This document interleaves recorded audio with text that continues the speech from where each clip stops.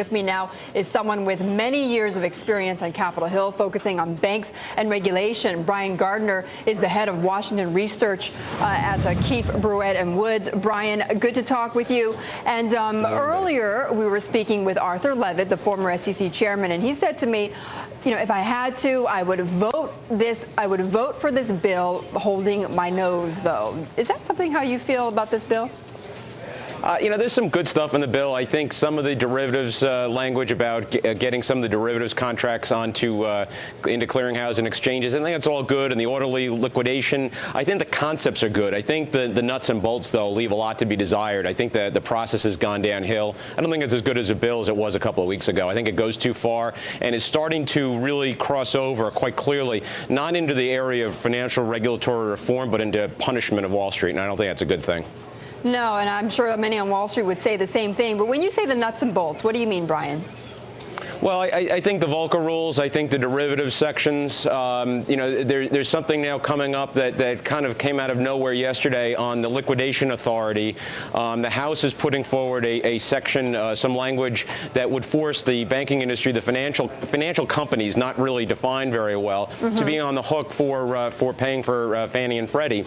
You know, there was really no debate about that, and I don't think it's a good process and a good way to legislate. And I think the implications for the industry, if this is to go through, and it's not, I'm not suggesting that it is, it's not clear right now how it's going to play out. It's not a good outcome. When you consider that the business of banking is going to get more expensive, less profitable, that the capital rules coming down the road from Basel, and now this, not to mention bank taxes and everything else, it's not good for Wall Street. There's no doubt about it. But when it comes down to those nuts and bolts, then, Brian, would that simply outweigh the net positive that you see overall in this bill?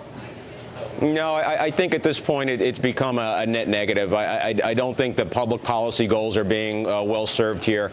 It's going to pass. I mean, let's be clear. They're going to pass it today, and then next week the House and the Senate, even though the margins for this bill are fairly narrow, especially on the Senate side, and there have been some grumblings among House Democrats. They don't like the Lincoln derivatives language. Right. But more than 16 Democrats would have to switch from yeses back in December to nos now, and it's inconceivable to me that would happen. I think the pressure on Democrats to hold with the leadership, to hold with the White House, not let this bill go down, because if they vote no, then Democrats are seen as so weak, it's devastation in November, worse than they're looking at right now. Yeah, Brian, and I want to get, though, this last point that you had before, which is that the Treasury hasn't been very out in front and center in this so far, as of late.